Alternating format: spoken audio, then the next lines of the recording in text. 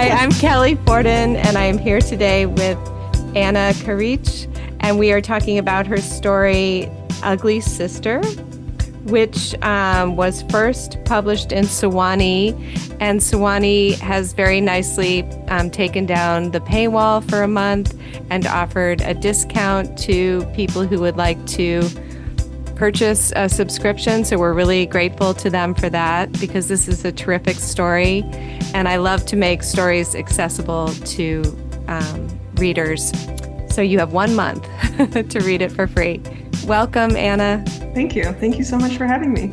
Yeah, so we can dive right in. I always like to ask in the beginning about the genesis of the story. Can you tell me a little bit about that?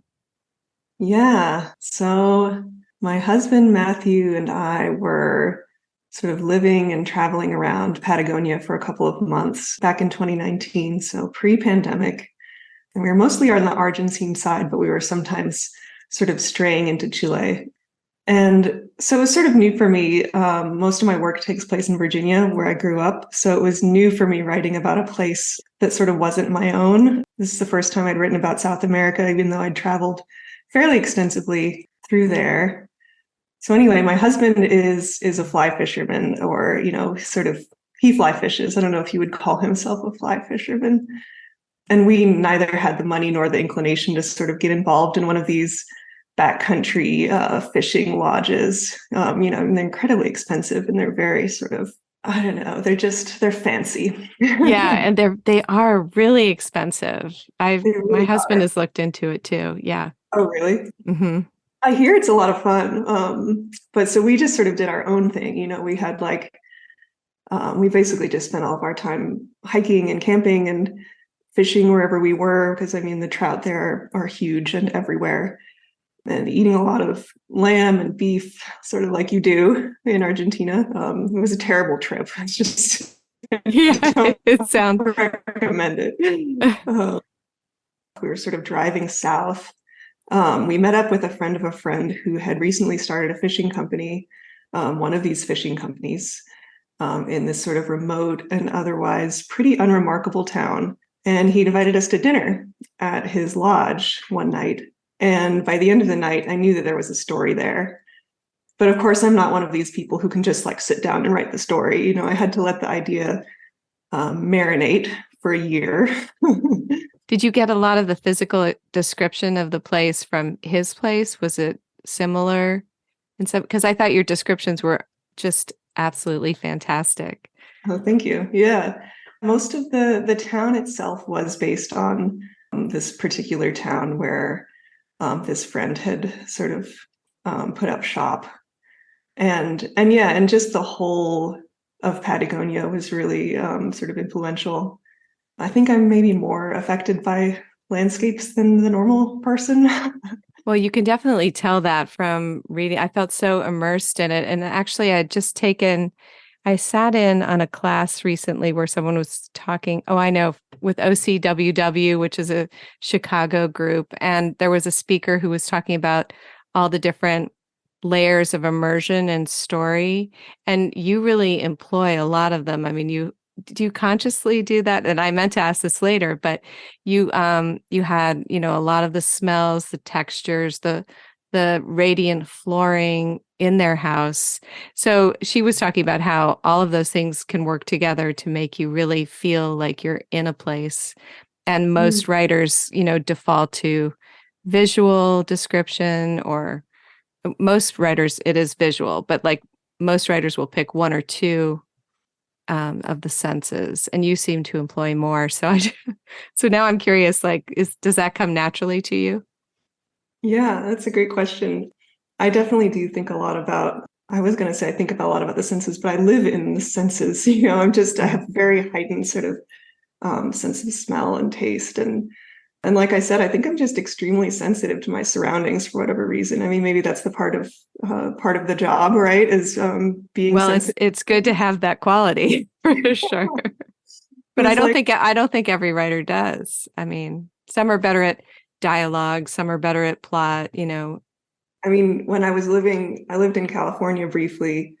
Like Allison, I lived in the Bay Area, and I found the beautiful weather there almost oppressive. It was like I was expecting to love it like everybody does. But I found myself like craving this emotional downbeat, like a cold day or some rain. And I think it was then that I sort of realized how the fluctuation of seasons and weather, they so guide me emotionally. And so I don't know, maybe those sorts of descriptions come from paying close attention to how things feel. And then maybe because this story sprang so much from a place, from a very specific setting, those descriptions came relatively naturally, I think. That's great. That is wonderful. Yeah, and I would feel the same way too. Like, when is the time when we're supposed to get cozy? If I lived in, Exactly. When yeah, when do I eat soup? yeah, exactly. I No really one want to can say. rest, but I bet every day you feel like I have to get outside. It's another beautiful day. Exactly. You feel guilty when you don't. And yeah. Yeah. Okay, so I'm really fascinated with Allison and Val and their relationship. And what I thought was really interesting, given that you're so good at descriptions, is you didn't do a lot of physical description on the sisters. And I wondered, I mean, you did some, but not like in the way you did the surroundings. And I wondered if that was intentional, because, when you're in a relationship like that with a sister or someone else where you're looking to them, you're sort of growing up together and your perception of yourself is shaped by the way other people perceive the two of you. Was that intentional in that she has her perception of herself as the ugly sister when in fact, could maybe it isn't even true. I don't know. Yeah. And that was definitely something I was thinking about. And I'm glad that that was working for you. Yeah. Allison's perception of herself and of her appearance is just totally warped. I think so often when we talk about beauty standards, we talk about society and we talk about the pressures and expectations that society places on women. We talk about how women are portrayed in movies and social media and magazines or whatever. But women also put a lot of pressure on each other, right? Yes. Particularly when they're in a close relationship like this, whether it's sisters or friends or mother and daughter. And so I think in this situation, Val sort of wields her body and her beauty and her sexuality because she knows it's something she has on her sister. She's got it on her. And so her body sort of becomes threatening to Allison in a way, Mm-hmm. aggressive even. And yet we have no real evidence that Val is objectively more beautiful than Allison, if there is even such a thing as objective beauty. Right. And so I think maybe part of what makes Val appealing to men is how in touch she is with her own sort of desire and pleasure. It's not just her physical beauty, but it's a kind of confidence that comes from being in tune with that. Allison thinks at one point in the story that Val has this intuitive sense of what men want. But I think we could also say that Val knows what Val wants, which is not something we could say about Allison at all. She has no idea.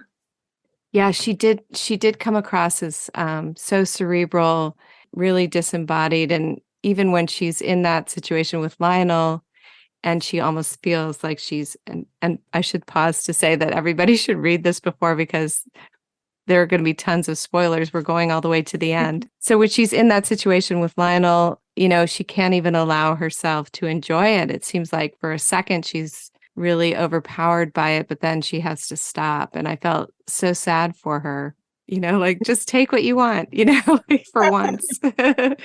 I feel as much as I wanted Allison to have this special moment with Lionel, she's just not ready for it, right? Mm-hmm. Just opening the door and letting him in was a big step for her. And it was almost out of character. It was almost accidental. And then, like you said, the encounter escalates and eventually just proves too much for her. Mm-hmm. And I guess this is one of the places where we can see that dynamic between Allison and Val. We can see that it's had lasting consequences for Allison. She can't trust anyone. She can't loosen up. She can't believe that somebody might just simply be attracted to her. She's out of touch with her own body. She doesn't know how to read her body's sensations. And so, like you said, she thinks she's enjoying herself at first, but then she sort of second guesses that feeling. So she isn't used to being in these situations. What Right. comes more naturally to her is responding to what her brain tells her. And her brain can't help but worry that this is just another setup. It's another humiliation orchestrated by her sister, and she's overthinking it. And she just can't drop for a minute that suspicion and that resentment. And at the end, this all becomes just another thing to blame her sister for. Mm-hmm. It's so sad. These things like do reverberate through your whole lifetime sometimes. So tell me a little bit about like creating the characters of Val and Allison and how that dynamic came to you in the first place and what you were kind of trying to achieve there or working through there. Yeah. Yeah, there's so much to unpack in Yeah. their relationship. Yeah. Actually, I don't have a sister. Oddly, I don't either. I'm kind of glad after I read yes, it. I have an older brother, and we actually got along really well growing up. From my perspective, I guess, ask him. But like most siblings, we did have a little rivalry, and one that I sort of repurposed for this story. Mm-hmm. So my brother, whose name is Paul, he always knew everything when I was growing up. And he wasn't like a know-it-all or anything, but he was just really smart. Mm-hmm. Um, and he still is really smart. And he also happened to be 7 years older than me. For me, as a little sibling, it was just really frustrating to never be the one with the answers. I was always the confused one who didn't know anything. And so I fought back, although I'm not totally sure I was conscious or aware that I was fighting back. But I had this stuffed dog named Scott. Oh, Um, okay. and the stuffed dog knew everything that Paul didn't know and was frankly just unimpressed by anything that Paul happened to be impressed with at the time. So if Paul was really excited about like a book or a movie that he wanted to see, Scott had already seen it and he thought that it was like not that great. I wondered where that came from. That's fantastic. Yeah. And actually, it was only recently as an adult that I realized how much this actually annoyed him. Mm-hmm. I think at the time I didn't expect it to work. It just felt like this feeble effort on my part to be the knowledgeable one, or at least to have like a stuffed animal who was knowledgeable. But it really actually annoyed him, I think. Wow. And so I don't know, I think these little rivalries stem from those insecurities, right? Mm-hmm. And in Ugly Sister, Allison and Val are both aware of all the little ways that the other person might be ahead, whether it's socially or intellectually or spiritually or experientially. And so they're always trying to one up the other. Like Allison is the smart one. And that was probably clear from a young age. She had this like brilliant career ahead of her, maybe. Mm-hmm. And then Val perhaps has more of social intelligence. She's intuitive and she's confident and sensual and independent. But I guess the insecurity and the rivalry sort of pushes Val to act out. So I guess it's clear to me that Val's attempts to put down her older sister, they actually worked a lot better than she ever imagined. And so now we have Allison, who is just deeply insecure and sort of stunted in all of the realms in which Val is the most confident. I think Allison has started to realize that it's not just sex and adventure and worldliness, but it's also love and family. There's so many things that she feels like she's missed out on in a way, and that don't come easily to her. We hear less about what Allison did to put her sister down because we're in Allison's perspective, right? She remembers all the slights that she suffered, but not the ones she inflicted. So it would be a very different story from the other way around. That was one of the questions I was going to ask you too, is did you think about or ever attempt writing any part of the story in Val's perspective? I didn't make much of an attempt. I actually tried many different versions of this story. The first draft of this story was actually in Jake's perspective. Oh, Oddly, wow. and then it wasn't quite working. And so it took a couple more drafts to land on Allison. But it would be very different from Val's perspective. That big betrayal that looms so large in Allison's mind wouldn't even occur to Valerie probably as some sort of defining moment. She so much more clearly remembers how quickly her family was to forget her. she sneaks out of the house and nobody worries about her. I guess it's possible that Val acted out because she wanted to get some reaction out of her family, and wanted to feel like she mattered. And so maybe she thought that if she could hurt her sister, that meant that her sister really did care. And maybe that comforted her. So yeah, if this story were told from Val's perspective, I suspect we would learn a lot more about Allison and about all the little cruelties that she inflicted on her younger sister, because I don't think she's innocent in this situation.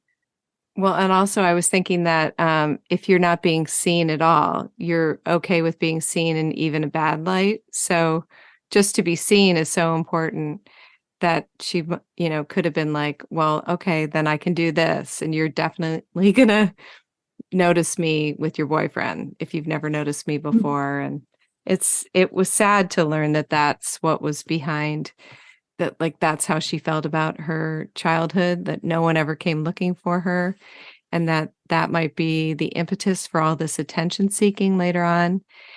But it also was interesting in parallel with her daughter. So is her daughter Aya, or is that how you say it? Mm-hmm. Okay.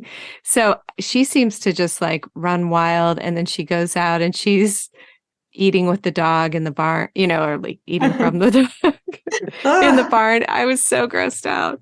And and Val doesn't even pay any attention. She just so it was so interesting, and I'm fascinated to ask you. I mean, I can't wait to ask you, like, what were you thinking there? Because she's not paying that much attention to Aya. It feels like, I mean, she's allowing her to be herself on the one hand, but she's talking about it like a phase, just as the mother did.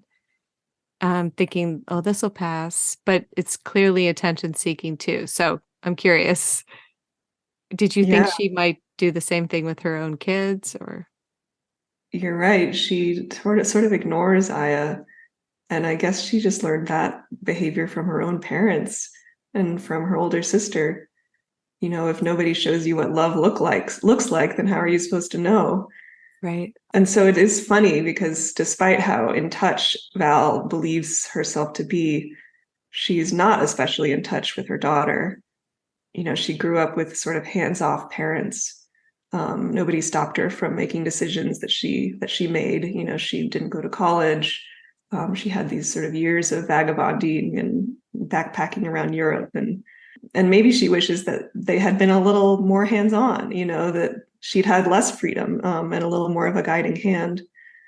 But then the problem is that now Val's a mom and she doesn't quite know how to be that for her own daughter. And as you said, Aya is she's sort of running wild, and Val is just letting her. Yeah. And so she doesn't. I mean, maybe she doesn't realize that Aya is in a way seeking that warmth and stability and protection that Val herself craved as a child. So it's ironic. It is ironic. Yeah. And maybe she feels like, since she's technically there, she's physically on location, and there really isn't anywhere that Aya can go because they're in this remote location. Maybe she feels like she is paying attention when she's not. Yeah, it's so wild how, characters cannot see themselves. Okay, I understood what Aya was doing with the dog in the bar, but then Allison goes out and I was like, oh my, what is going? I wasn't quite sure I understood that. So since I have you, I can just ask. Allison goes out to the barn too, to the dog. So what's happening there? Yeah. I don't know. I mean, I guess it's pretty obvious what the dog is doing for Aya. She's sort of this surrogate mother. Yeah. And for Aya, pretending to be a pup is another way of pretending to be a baby again, which is a phrase that a lot of children go through, that sort of bittersweet realization that you're no longer a baby and you're not going to be treated like one. But I think adults can have that feeling too. Mm-hmm. That sort of yearning for being cared for again and taken care of. My mom passed away when I was a teenager, and every so often it hits me that, that kind of love will never again be replicated. That no one will ever love me and take care of me like that again. Yeah. And it sounds so like cruel and harsh, but it's really true. It's just such a unique relationship that mothers and their children have. So for Allison, she's maybe yearning for something that she never had in that scene. She's looking for comfort when she goes to the dog, and maybe she's not going to like try to drink dog milk like Aya does. She might not push it that far. Right. But I But think she's looking for some measure of consolation and acceptance, maybe, and love. And so with the dog, unlike with, say, Val, like that approval would be plain and apparent and uncomplicated. There would be no strings attached, no history. But then unfortunately, that rejection is also as plain and apparent. The dog growls and yeah.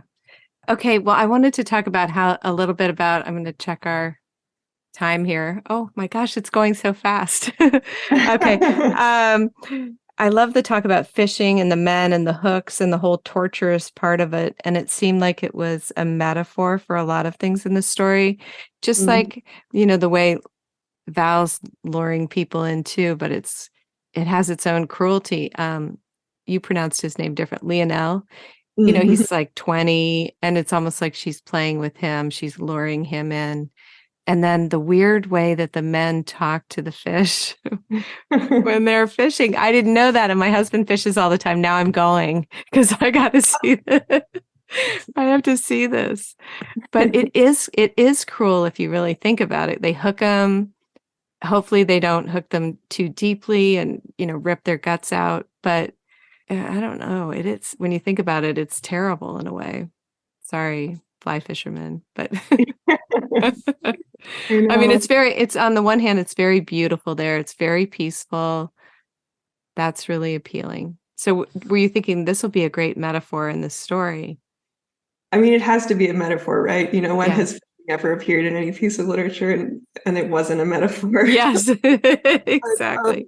But it's strange because when I was writing, I was really just trying to capture the feel of the sport, Mm-hmm.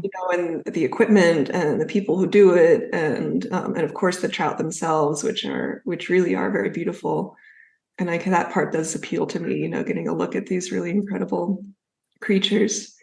But I teach creative writing, and I'm always telling my students that in order for a symbol or a metaphor to work, it has to be real first.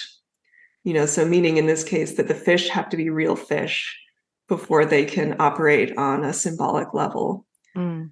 So yeah, the fish are there and they obviously mean something. But I think it's good when that meaning is a little bit veiled for the writer, when you're so focused on just thinking about fish. And so it's not even intuitive to me, like, okay, what do the fish mean? You're But I just think putting you're them right, on the they do mean page. something. They're like, for Allison, it's so easy to see the brutality behind the sport. And she understands it maybe a little bit in the way that she understands love and intimacy. It's this kind of violent and duplicitous exchange that leaves one of the actors, and usually it's Allison, sort of hauled out into the open and naked and delicate, and maybe in Allison's mind, humiliated for having bitten the hook and been tricked in this way. But then there are also moments when she sort of gets it, and she catches herself appreciating the romance of it and imagining herself in this sort of fish's glittering skin held up for inspection in a man's hands, and I think that's around the same time when she's a little bit lusting after Lionel. She doesn't admit that to herself. Yeah, she doesn't even. Yeah, it's like, come on. Yeah, exactly. Yes, Even, he's right there. Yeah. But yeah, I think she's found it ever since that incident with her sister and Allison's high school boyfriend.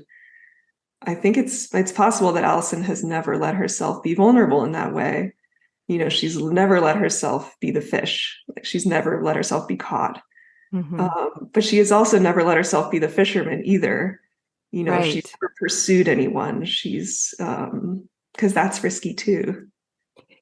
In terms of her relationship with Val too, she's clearly, she didn't even want to visit her.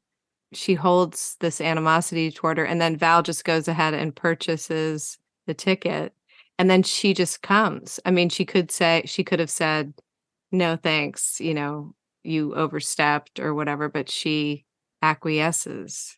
And Val still holds that kind of power over her, apparently. Yeah, and I think that Allison has done such a good job of of distancing herself from what happened between them, can sort of pretend that it never happened. But there's something about, finding herself. I think she's sort of stunned when she gets there. Suddenly she's there with Valerie. And then there's something about the landscape too, where, it's so open. There's something like stunning about this open landscape. It sort of exposes them and magnifies them. And suddenly it's as if they're the only two people on the planet. They're just stuck together in this van for hours driving. And so she's sort of forced to face her sister and to face their history together. Yeah, and Val is in this like really arid location, just in the middle. It's almost like she's on the dark side of the moon or something. It feels like she's where, I mean, she seems to have all these things, but then, all these wants and desires, but then how did she end up in that landscape? It's really fascinating. Okay, we have to talk about the end a little bit. So finally, she does something about Aya. And were you thinking she recognizes, like well, first of all, they have the conversation where she tells Allison, no one was ever looking for me. And then they bring Aya back in and wash her off. And I was just sort of thinking, okay, well, she gets that she's been repeating this a little bit. Mm. But do you think but I was like, but is she really going to change? I don't know. Endings They're are so hard. Right.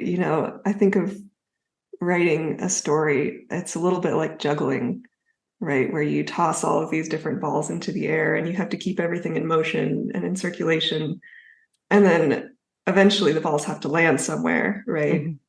So when you get to the ending of the story, or when I get to the ending of a story, I usually ask myself, like, what balls are still in the air? Or I guess another way to ask it is, what might the reader still be wondering about? And so in this case, we have the sisters' relationship.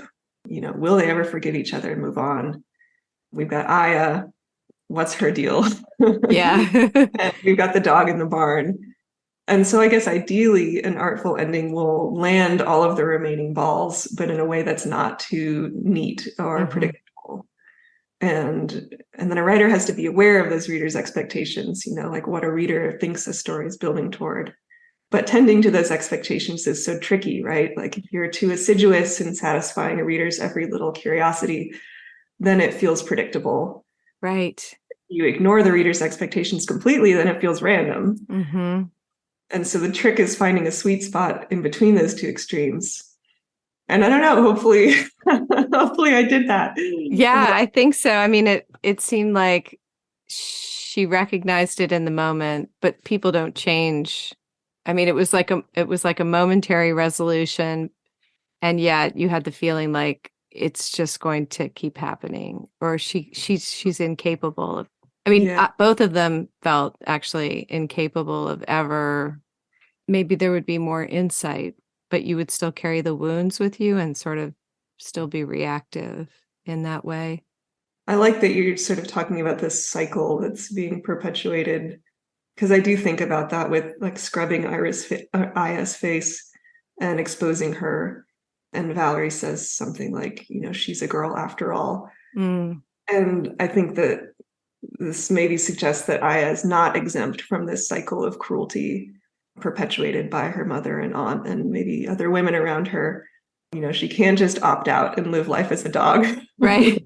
Would be great. Even though it seems better in a lot of ways. She just has no choice but to be a part of this. Right. And wow. So I guess it's anybody's guess how things move forward from there. Right. Well, I want to ask you quickly before, I hate how fast things go. It went so fast. What about the crafting of the story? So tell me, you said it took a while, and I'm just curious about your process in crafting the story. Do you let a version of it sit for a while and then go back to it? Do you? Yeah. So I often start with, I think you might have sensed this already, but I often start with a place, a setting. I've always been inspired by places, and usually they're houses. But Ugly Sister was maybe more than any other story I've attempted, inspired by that weather and the landscape of Patagonia. And it has just like such extreme weather. It can be sunny one minute and then it can be hailing the next. And the wind is always high. And I found it just so beautiful, but also harsh and foreboding. Mm-hmm. And I actually live in Idaho now, and I found that the two landscapes are oddly similar. Interesting. They both inspire a sort of awe, but at the same time, they're also hostile. And maybe it's just because I'm from Virginia. I'm from the Blue Ridge originally. Oh, no kidding. I'm from DC. Oh, really? Close by. Yeah. And the mountains there are just, they always felt like a kind of mother to me. The ridge lines are like soft and rolling, and the wilderness is lush and green. And they don't feel dangerous. No, they don't feel dangerous. They feel generative and, I don't know, alive, and like they're not going to kill you if you get lost. But I've gotten that feeling out west many times, like you better be tough because you could really die out here. Do you get that in Idaho too? Yeah, I do get that here.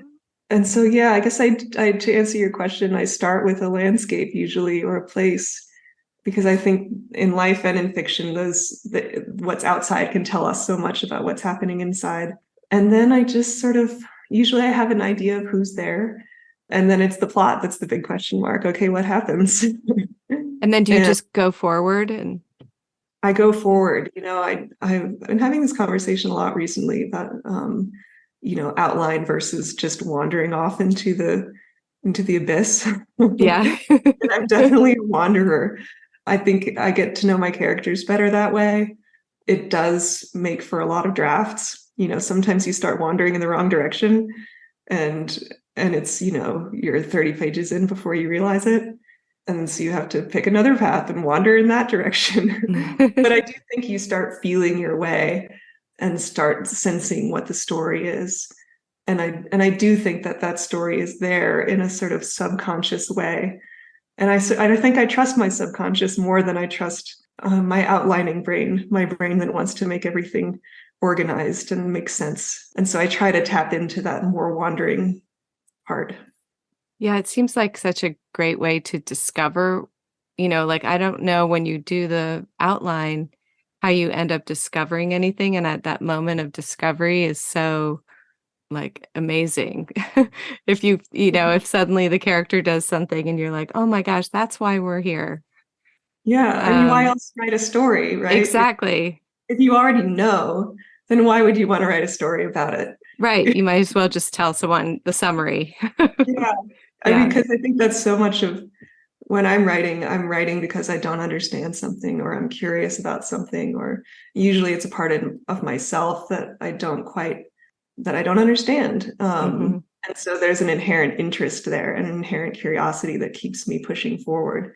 Whereas if there is no curiosity, if I can outline the whole thing and feel like, all right, there's the story, then I think that that impulse to sort of push and explore would deflate a little bit. These really felt like characters who could recur. Are they going to come back at all in any of your other stories, or do they come? They haven't yet. Oh, okay. Yeah, it's funny. I so often write in Virginia that these characters feel like they belong on another planet. Yeah, that location is kind of like another planet. I've been watching Alone. Oh yeah. I don't know if you ever watched that. And I have. they get dropped into Patagonia. Yes. It's a crazy place. It seems so hard to survive there. Okay, well, thank you. Did I miss anything crucial because we ran out of time so fast? Anything you really wanted to discuss that I didn't get to in the story? I don't know. I feel like we covered a lot. Okay. And what are you working on now? I just finished a novel, actually. Yay. And so the past couple of days I've been starting a new novel. That's fantastic. So have you turned it in? I gave it to my agent a couple of days ago. And yeah, so whenever I've told friends, that I just finished a novel, they were like, what are you going to do? And I'm like, well, just write another one. Oh my gosh. Wow. Well, I can't wait to see it. Thank you so much for coming on the show. And I know everyone's going to love this story. So much. So glad we got to meet. Me too. Thank you.